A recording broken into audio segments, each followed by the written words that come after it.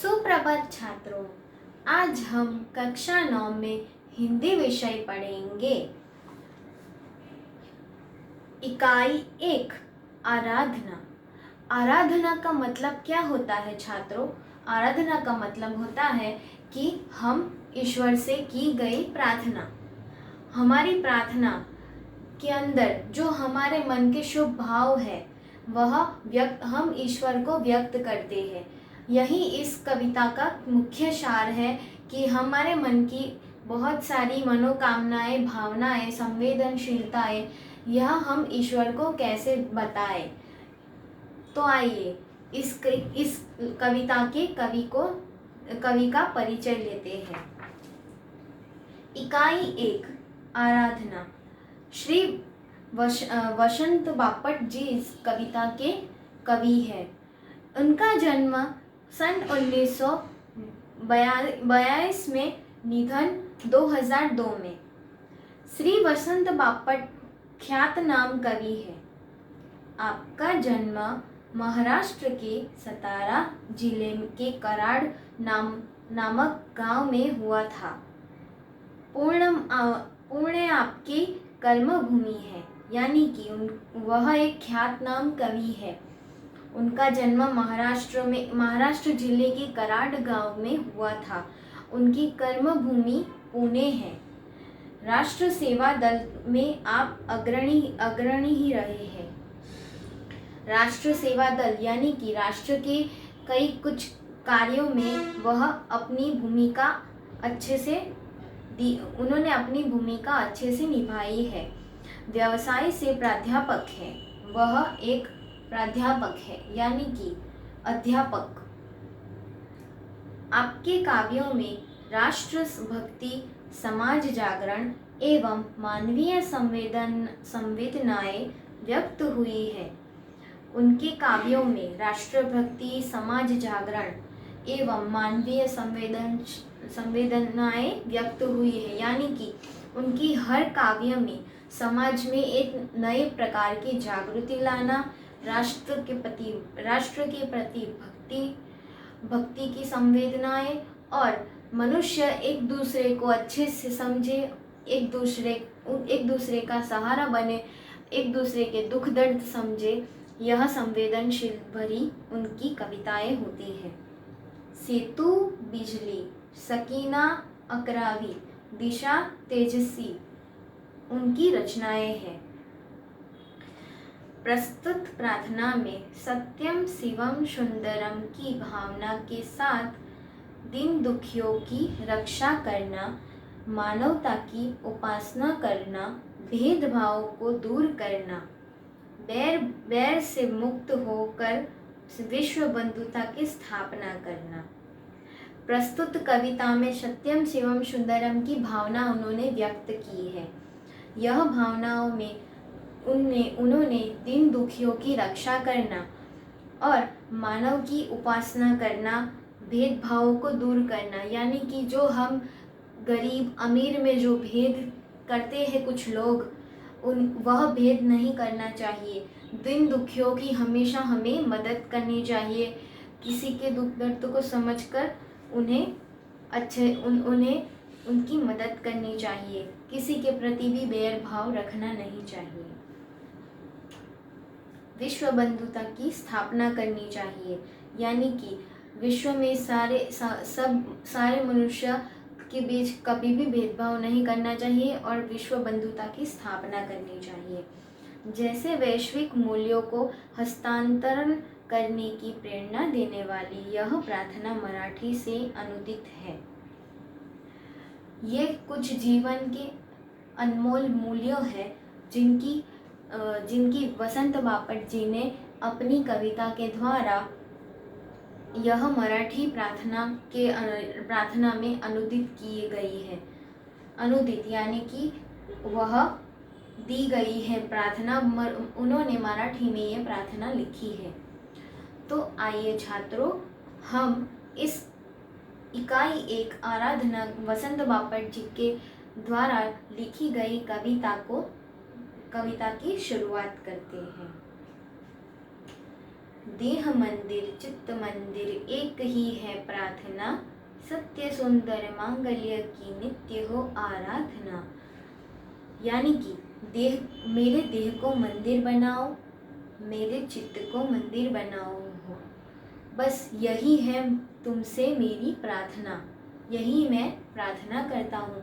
मेरे देह को भी मंदिर बनाओ, मेरे चित्त को भी मंदिर बनाओ, यानी कि शरीर को भी मंदिर बनाओ और मेरे मन को भी मंदिर बनाओ। बस यही मेरी तुमसे प्रार्थना है।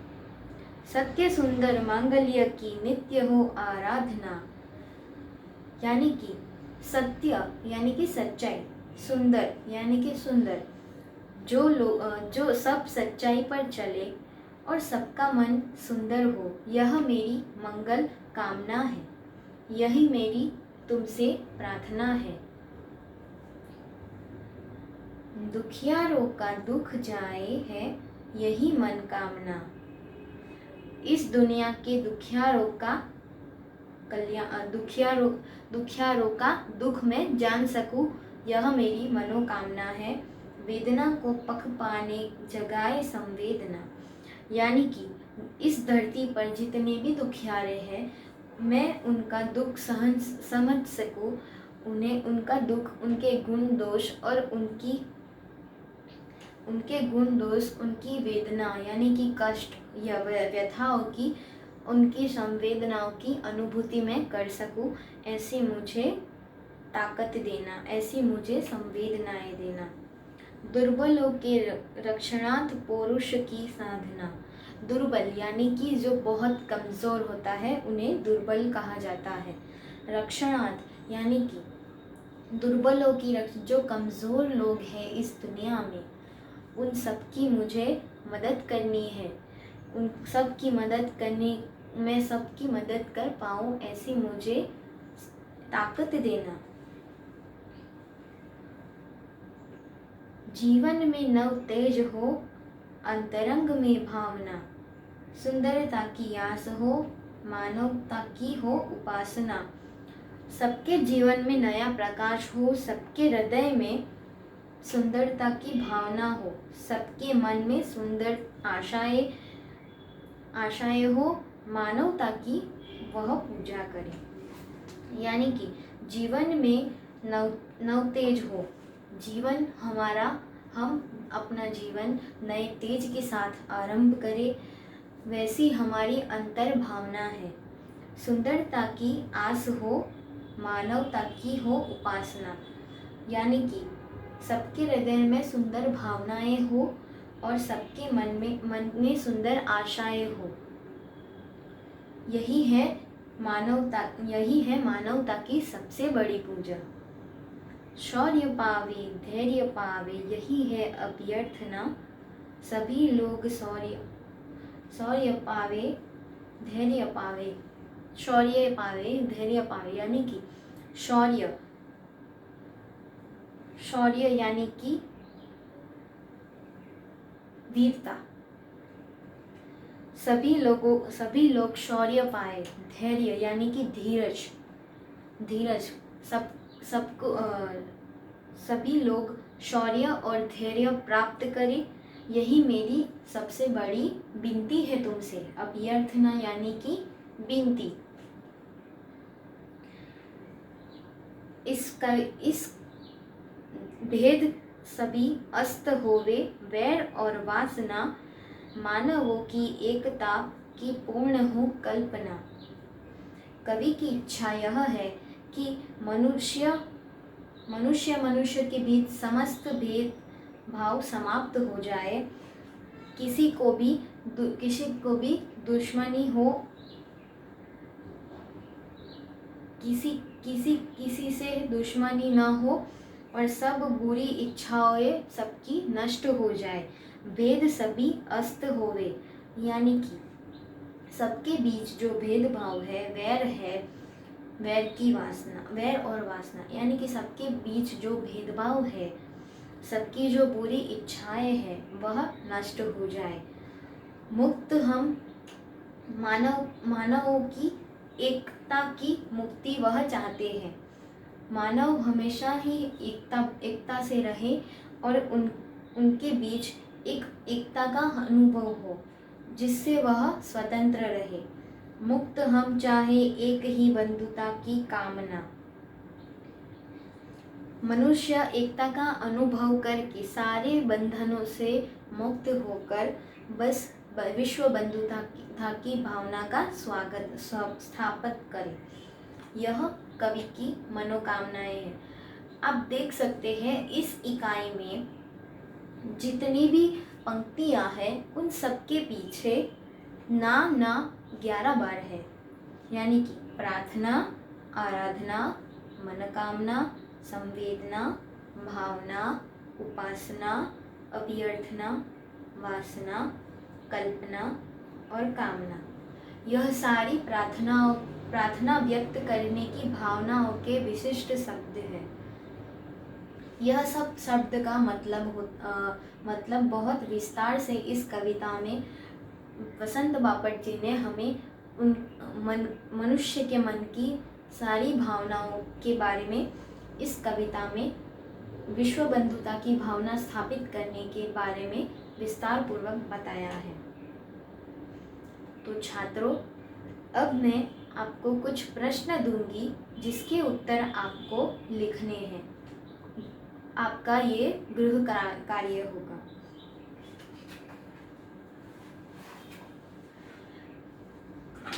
कवि कैसे मांगल्य की आराधना करते हैं?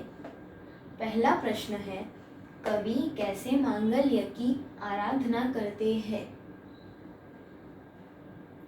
दूसरा प्रश्न है, कवि के अनुसार किसके दुख दूर होने चाहिए? कवि कैसे बंधुता की तीसरा प्रश्न है, कवि कैसी बंधुता की कामना करते हैं? और चौथा प्रश्न है, कोई भी एक आराधना श्लोक लिखिए। छात्रों, इस प्रश्न में आप कोई भी आराधना श्लोक लिख सकते हैं, यानी कि जो भी हम प्रार्थना करते हैं उनमें से आपको जो भी श्लोक आता हो वह आप लिख सकते हैं।